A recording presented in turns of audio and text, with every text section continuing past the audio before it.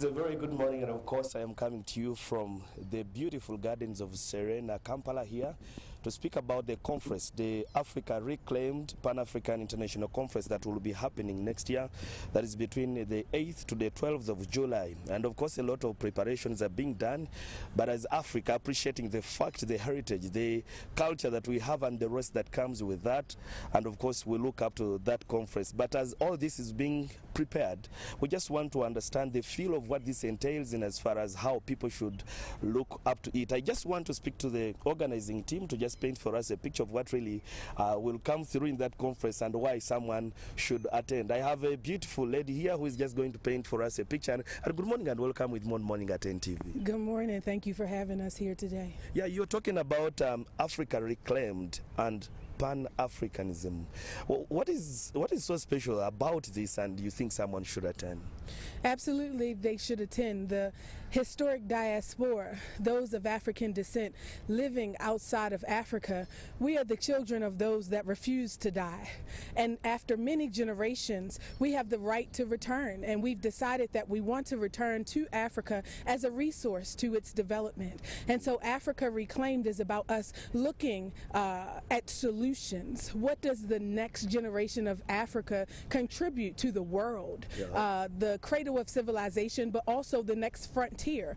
And so activating our youth, inspiring and motivating their creativity. The historic diaspora wants to be a part of that conversation. Okay, how do people in the diaspora view the African image, if you may?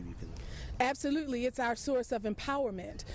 Sometimes we over-romanticize what Africa is. We understand that while we were enslaved, Africa was experiencing colonization. From 1854, during the scramble when European countries first divided Africa and partitioned it based on its resources, to 2024, we also see Africa as a source of inspiration, how resilient we are to still at this time be the source of the world's greatest resources, especially the human resource. The population boom, when we look at COVID-19, unfortunately many areas of the world lost almost half of their population, and yet Africa, it grew, and we continue to serve at the front of humanity in leadership. Okay, you're talking about Pan-Africanism. Do you agree to the fact the African leaders doing enough to promote Pan-Africanism within the continent or even to the people in the diaspora?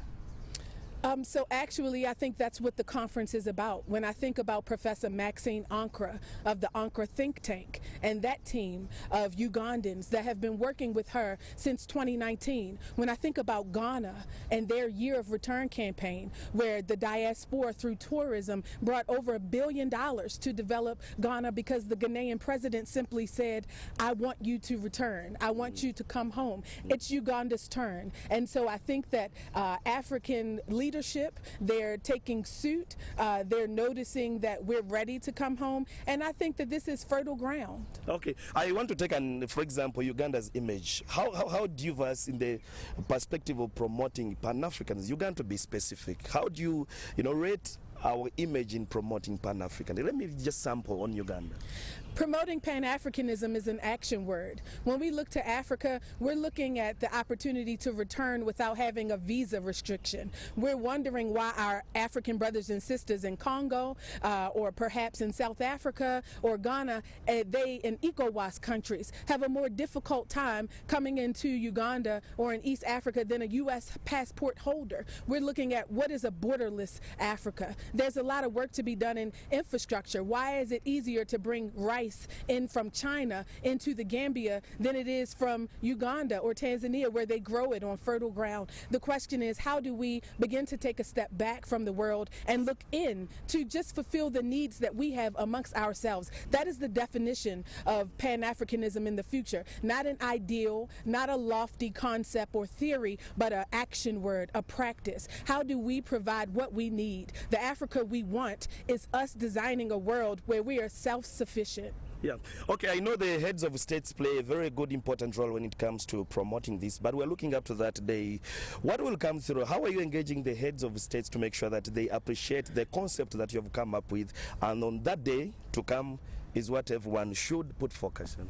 Well, we want to look to our heads of state for resources, right? Africa is sometimes painted as a child swollen, belly swollen with hunger. And we want the world to know that our heads of state value the diaspora and that they're providing resources for the Africa Reclaimed Conference because they value our presence and they want to help facilitate that process. And also we want to talk about the people you are looking at targeting to attend that conference. Are they cultural leaders? Do you have also maybe young people coming through on that day?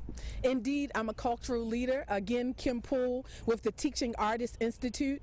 We work in 8 countries across the continent, including the diaspora. We use art as a tool for what we call social transformation. We remind our African leadership that culture is the new currency, and it doesn't matter what we build. Until we are in cultural alignment, everything we build will ultimately fail. We have to have the same value system, valuing the human resource. And so cultural leaders absolutely will be in the audience, but we're looking at the diaspora from across the world, not just in the U.S. where I'm based, but in the Caribbean and CARICOM countries.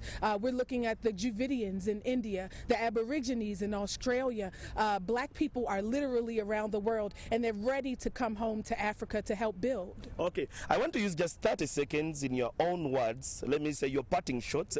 Just 30 seconds and we'll take the conversation back to the studio. 30 seconds, I'll say we want Uganda to provide a safe space for this dialogue. We want Uganda to stand up and be the example that it has the potential to be, to facilitate Pan-Africanism, to serve in leadership, to allow the historic diaspora to be recognized, not as those diasporians that were once Ugandan, went into the diaspora for resources and then came back, but we want you to see the historic diaspora as partners. Okay, for time reasons, we will end the conversation here, but thank you so much for really making time to speak to us. Indeed. Well, the conversation, of course, rotates around Africa Reclaimed Pan-African International Conference that will happen between the 8th to the 12th of July next year. That's 2024 at the Commonwealth Resort in Munyonyo. But of course, we look up the best, and when they talk about culture and the rest, it's what you and I have to believe.